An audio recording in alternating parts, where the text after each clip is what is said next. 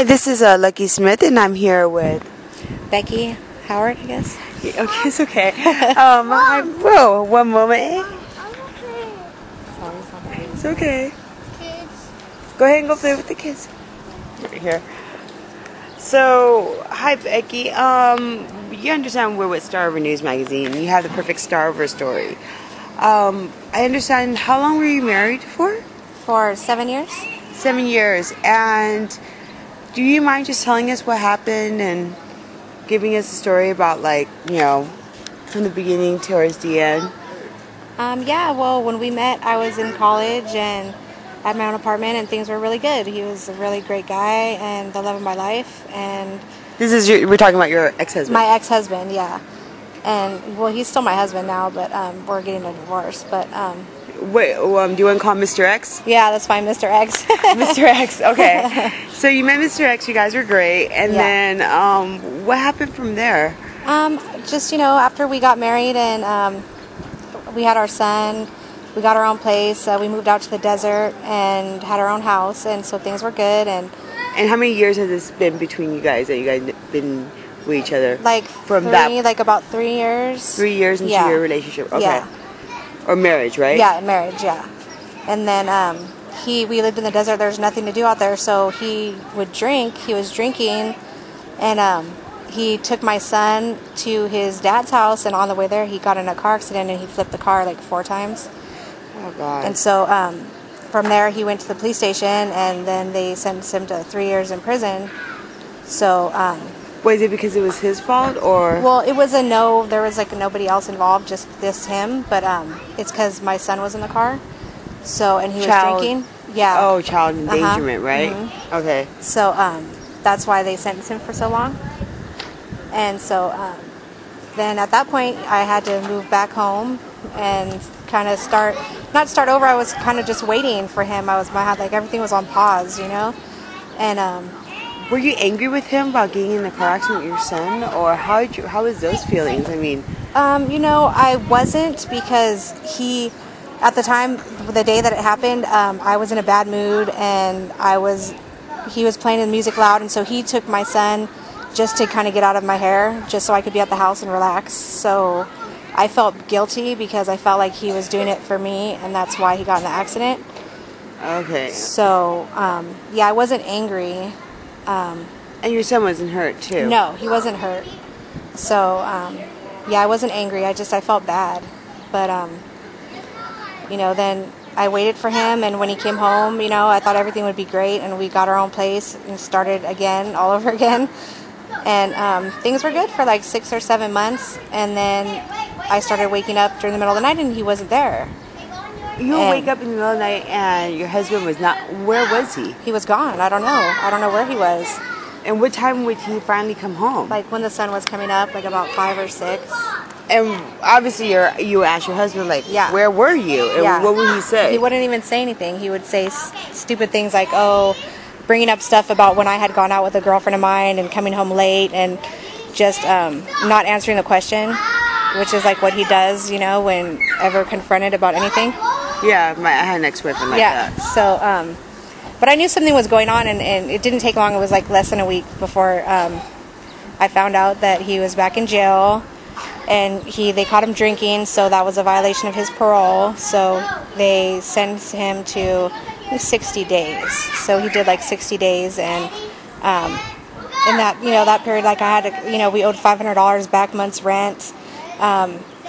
Just a lot of, financial problems. It was hard for me trying to work and, make enough money to keep our house. But I knew that if I moved back home at that point, I wouldn't have enough money saved for when he got out to get another new place, So it's either like hang on, or, we'd have to have nowhere to live. So what about his family? His parents were both heroin addicts, so he just met his mom for the first time like about a month ago. And his dad, he doesn't really, have a relationship with. So he has his grandma, but she's she's gonna be 80 soon, so it's a lot for her to try to take on, know. So it was just us really, and my family's just my mom and my brother. So oh God.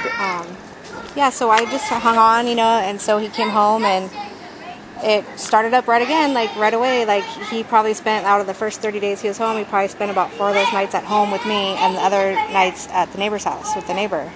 And him, how did the friendship begin between him and the neighbor? Well, they were friends before he got busted, but I didn't know that they were friends like that, you know, like they swore that it wasn't like that.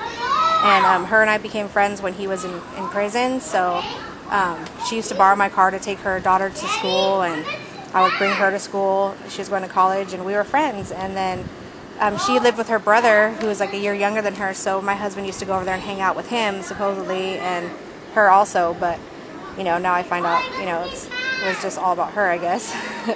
But, yeah, so I just couldn't take it anymore.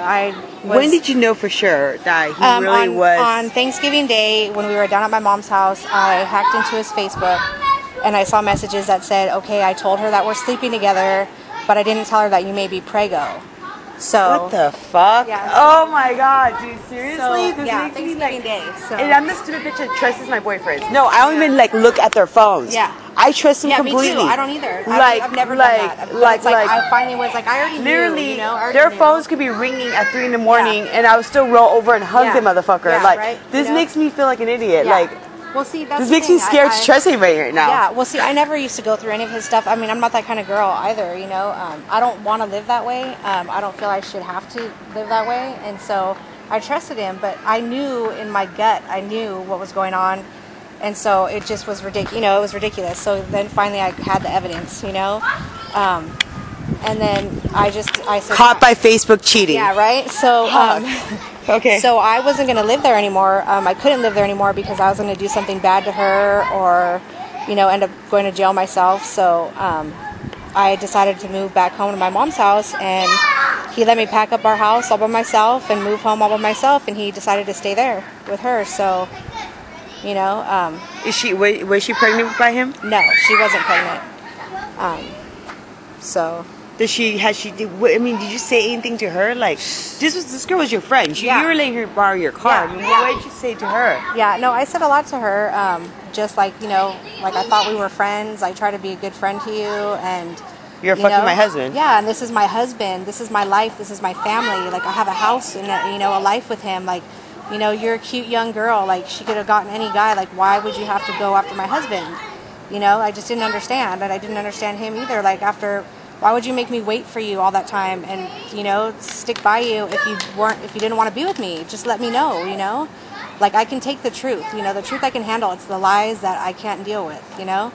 I'm the one person that he should be able to be honest with, you know?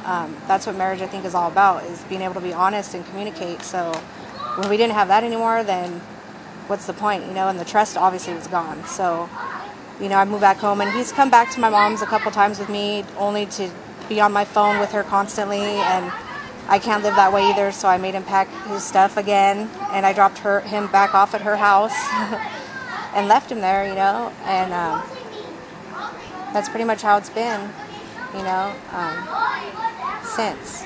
So your husband's about, how old is he? He's 31. He's 31, she's 23, and so that's just done. He doesn't really know what he wants. He needs to validate. He needs to validate himself by hitting pussy, basically. Yeah, because he sent me a message today saying Happy Easter, and you know I love you, and you'll always be my family.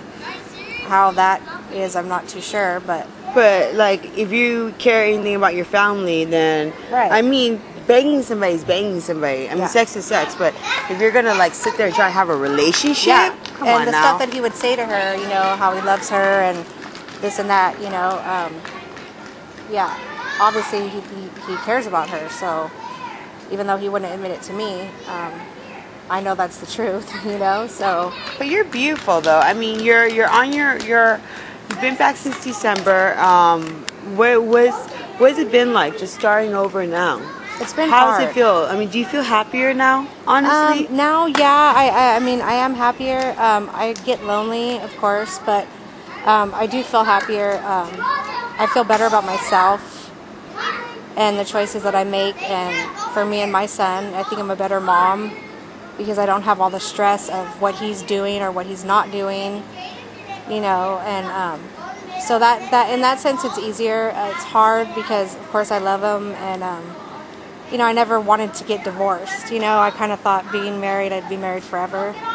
So that kind of was hard to wrap my head around. But being divorced at 34, you know, but Could you ever trust again, you think? I don't know. Right now, it's hard. I've been seeing a new guy lately, and Well, I can see why. You're beautiful.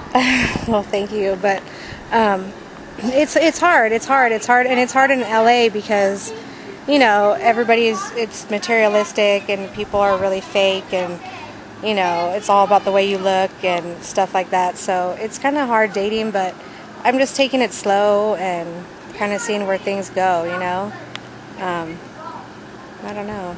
Well, honey, don't worry. I mean, God shows us things that happens for a reason, and at least now you know what you want. And I would just say you have nothing but to look. I mean, your story is inspiring. I'm glad that you have the guts to leave. Yeah. Because there's some women that won't. Oh no, you have to leave. You have to leave for yourself, and if you have kids, for your kids also, because you don't want to bring them up in a household where there's that much anger, you know, and hurt, and that's all they see. And my son, when he sees me crying, he knows, even now, if he sees me crying, he assumes it's because of his dad.